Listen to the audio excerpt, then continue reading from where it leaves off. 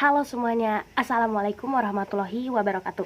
Perkenalkan, nama saya Sofi Nurlaili Awaliyah dari Prodi Teknologi Mekanisasi Pertanian dari tingkat 3D. Nah, pada video kali ini kita balik lagi nih tentang menjelaskan materi sebelumnya yang sudah dijelaskan.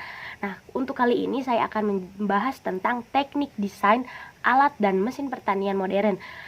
Biasa kita pakai untuk proses pertanian atau biasa dikenal dengan drone atau kata lainnya itu unmanned aerial vehicles.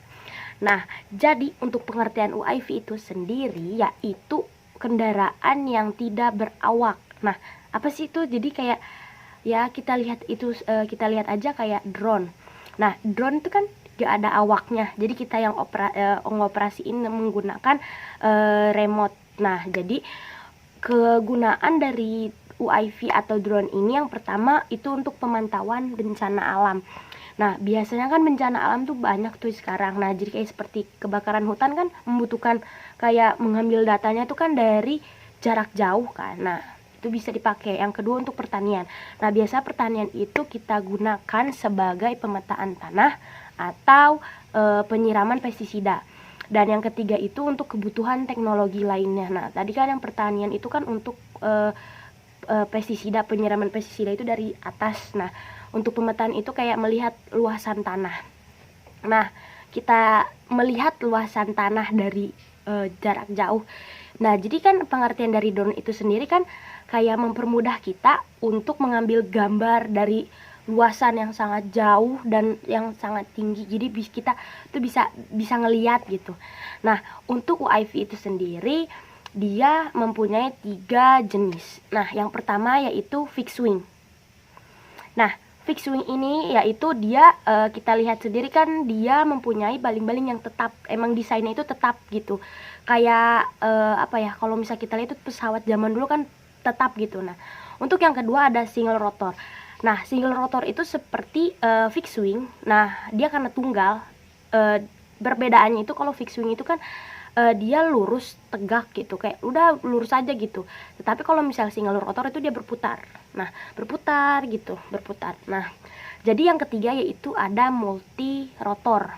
Nah, jadi untuk multi rotor ini dia seperti drone. Kenapa?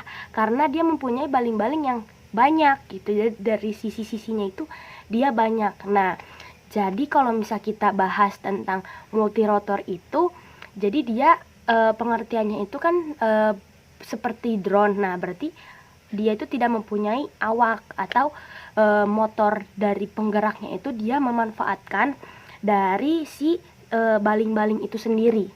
Lalu untuk bagian tengahnya yang sudah kita bahas sebelumnya itu tuh dia digunakan untuk menaruh mesin.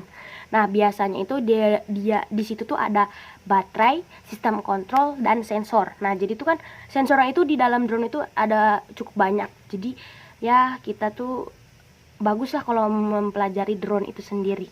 Nah, untuk komponen dari drone itu sendiri yang pertama ada frame.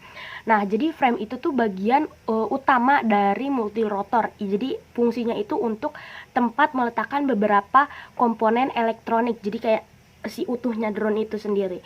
Yang kedua ada controller atau mengendalikan atau biasa digunakan untuk mengontrol drone gitu. Jadi yang ketiga yaitu flight control. Jadi flight control itu dia akan mengatur mekanisme. Nah, jadi kan multirotor itu kan akan bergerak. Nah, jadi itu mengatur kecepatan si baling-balingnya itu sendiri. Lalu yang keempat ada GPS atau Global Position System. Jadi GPS itu kan untuk melacak posisi drone secara akurat. Nah, jadi itu kan kayak dia ada sistem GPS-nya gitu. Yang kelima yaitu ada motor. Jadi yang kita gunakan itu kan untuk kita lihat kan seperti baling-baling kan. Jadi itu tuh ada motornya di situ. Jadi motor penggerak dari si drone itu adalah di baling-baling gitu. Nah, yang keenam ada kamera sensor. Jadi yang biasa digunakan untuk memantau area. Jadi kan di bawahnya itu ada kamera tuh. Nah, itu. Nah, yang ketujuh itu ada ESC atau Electronic Source Control, yaitu part yang mengalur jadi menyalurkan arus baterai dari yang untuk penggunaan si drone itu sendiri. Yang kedelapan ada propeller atau sebagai transmisi putaran dari motor ke gaya angkat. Nah, jadi kayak propeller itu apa ya? Jadi kayak kita apa sih itu gitu. Jadi kita akan menjelaskan tentang aerodinamika dari drone itu sendiri.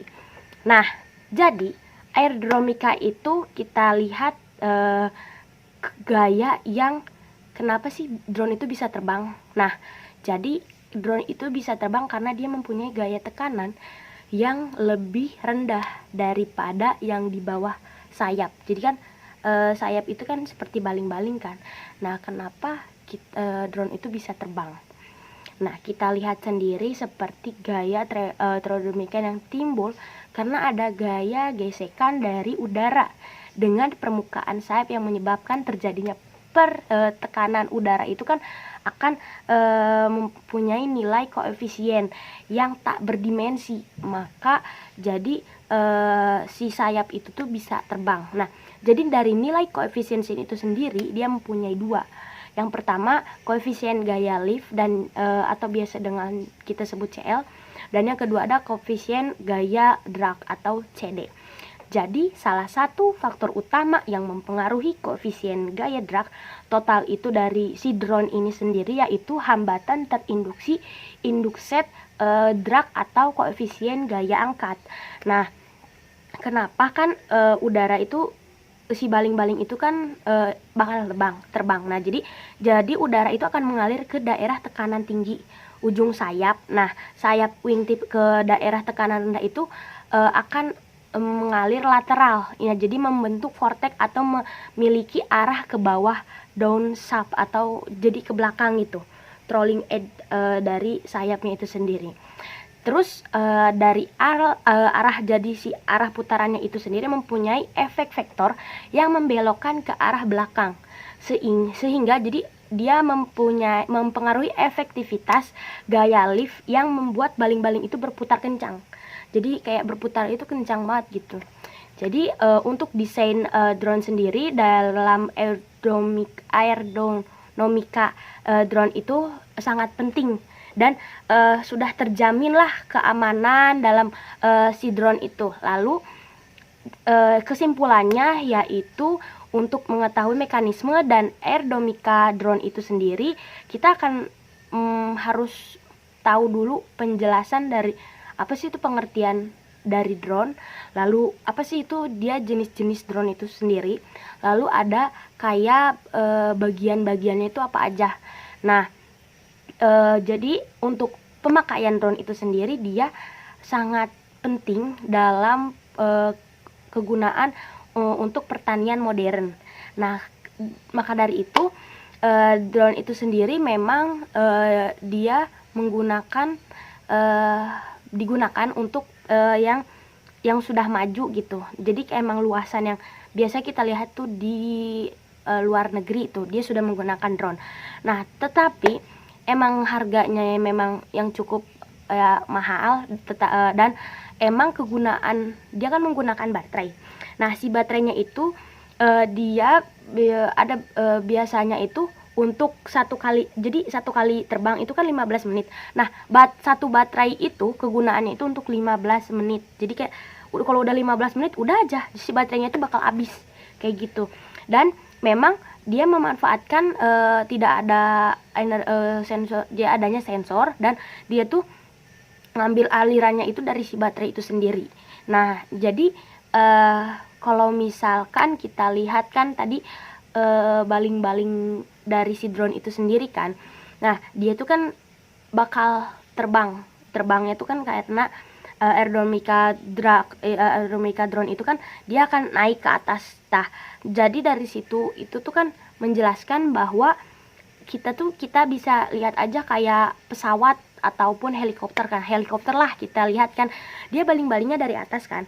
Nah, maka dari itu dia tuh bakal terbang karena tekanan udaranya itu dia bakal kayak tinggi di atasnya dan di bawahnya itu kayak kayak di tinggi di atas rendah kan ke atas gitu kayak ngeng gitu. Nah, jadi itu kan kayak bisa terbang tuh karena itu gitu. karena ada aerodinamika drone itu sendiri. Nah, karena itu kan ujung sayap, nah ini kan misalkan contohnya gitu kayak gini. Nah, kalau misalnya kayak itu tuh dia bakal kayak ini ujung yang kecil dan ini ujung yang besar. Jadi kita tuh kayak saling mantul aja gitu, kayak dia bakal misahin si udaranya itu dari tengah-tengah si baling-baling itu sendiri. Nah, seperti itu. Cukup sekian video yang dapat saya sampaikan. Mohon maaf bila ada kesalahan. Wabillahi taufiq wal hidayah. Wassalamualaikum warahmatullahi wabarakatuh. Bye bye.